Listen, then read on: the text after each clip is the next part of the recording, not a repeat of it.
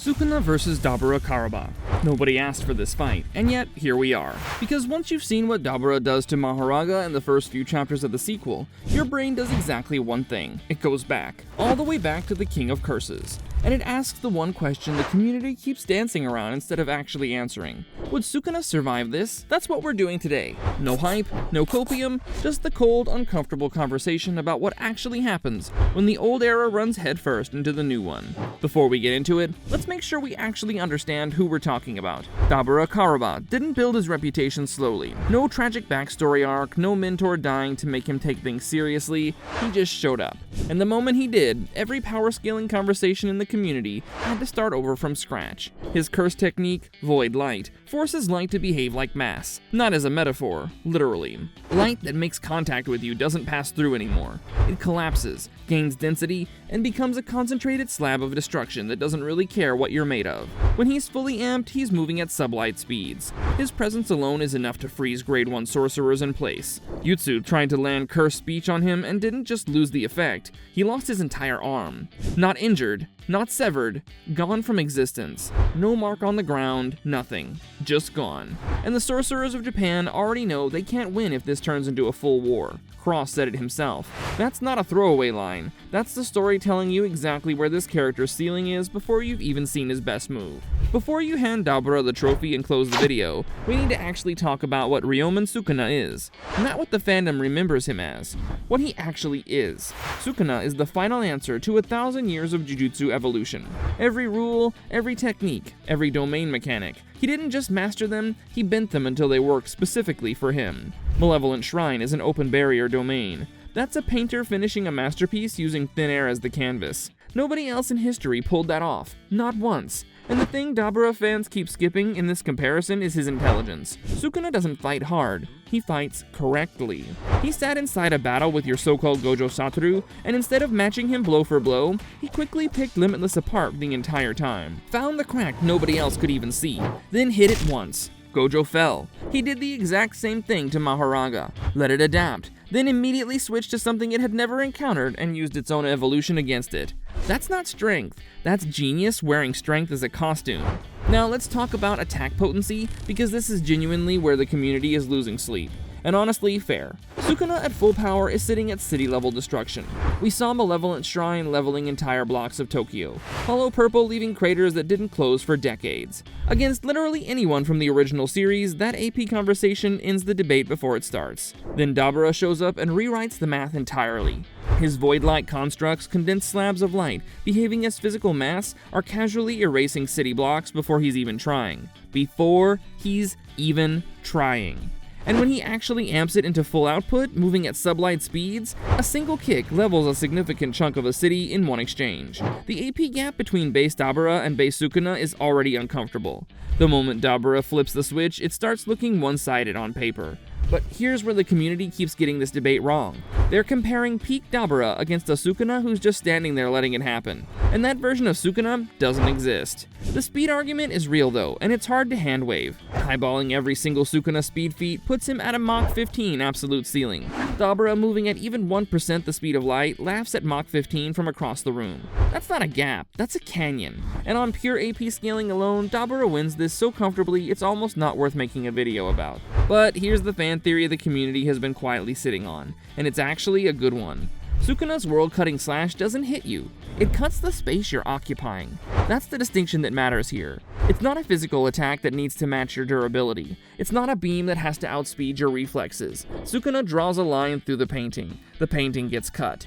Doesn't matter what the painting is made of. So the real question becomes whether Dabura's void body, a form built from condensed light behaving as physical mass, still exists within the spatial rules that World Slash operates on. And this is where it actually gets interesting. If Dabura at full amp is moving at sublight speeds, he's not really occupying a fixed point in space long enough for the slash to register cleanly. He's less of a target and more of an event happening across several locations at once.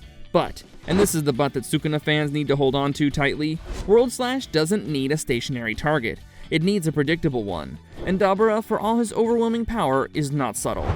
His attacks are massive, his movements go linear when he's going all out, and the moment he commits to that sublight kick, he has to actually be somewhere specific to land it. Sukuna has beaten faster opponents before by refusing to chase them, by making them come to him instead, by turning the battlefield itself into a trap rather than his hands. Does World Slash definitely cut through the void body? No. Is it the one move in Sukuna's entire kit that gives him a realistic angle on this fight? Absolutely yes. And one realistic angle is genuinely all Sukuna has ever needed. Alright, it's time for the climax. Let's begin their battle.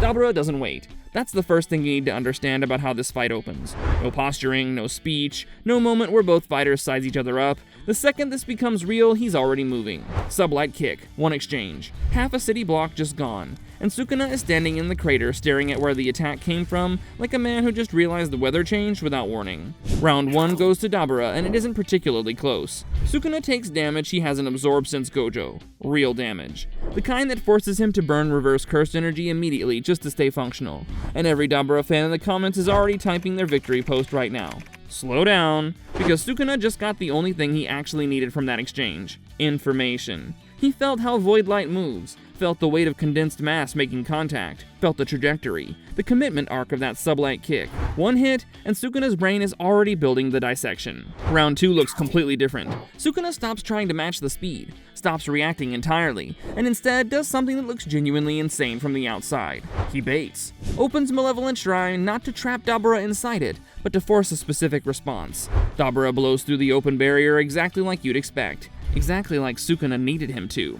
Because the shrine was never moved. It was the question, and Dabura just answered it. The world-cutting slash doesn't chase Dabura. It's already sitting at the one coordinate in space where Dabura has to be to finish the kick he's already committed to. Sukuna didn't cut the man. He cut the destination. And Dabura, moving at sublight speed with zero reason to expect a spatial cut waiting at that exact point, flies directly into it. Does it end the fight? No. Dabura is not going down in one slash, but it bloodies him in a way nothing in the sequel has managed yet. And for the first time in his entire existence, Dabura slows down. Not from fear, from respect. The most dangerous thing that could happen in this fight just happened. Sukuna earned Dabura's full attention. What follows is a war of attrition Sukuna was never supposed to survive. Dabura fully commits against a Sukuna who's bleeding, burning through reverse curse technique reserves, running out of runway. On paper, this should wrap up in 30 seconds. It takes longer than that, because every time Dabura thinks he has the angle, something shifts. A slash arrives from somewhere it shouldn't. A flame arrow that looked too slow suddenly isn't. Cleave landing on contact and adjusting to void light's density in real time. Sukuna isn't winning, but he's absolutely refusing to lose on Dabura's terms. And then the reserves run out. Dabura Karaba wins. 9 times out of 10, this isn't even a full fight. But here's what the 10th time looks like. A Sukuna who gets one clean read on Void Light early, who uses the shrine as a bait instead of a finisher, who lands World Slash at the exact right coordinate before Dabura even registers that spatial cutting is on the table. That Sukuna makes this the most expensive fight Dabura has ever had in his life. The AP scaling doesn't lie. The speed gap is real and it's brutal. On raw numbers, Dabura is operating in a completely different atmosphere. But raw numbers have never been the thing that makes Sukuna dangerous. What makes Sukuna dangerous is that he's the only opponent in this entire franchise who will quietly figure you out mid-fight and then use your own strength as the instrument of your defeat. Dabura is the new king. The sequel made sure of that, but Sukuna is the reason that title actually means something in the first place. 1 in 10. That's all he ever needed. 2 kings, 1 era ending, 1 beginning. Dabura breaks every scaling chart the original series spent years building. The AP gap is real. The speed gap is genuinely brutal. But Sukuna is the only person in this franchise who consistently made winning look exactly like losing right up until it wasn't. 1 in 10. That's the number, and somehow that still feels like enough. If this one hits different, please subscribe to see more what if videos like this. See you in the next one.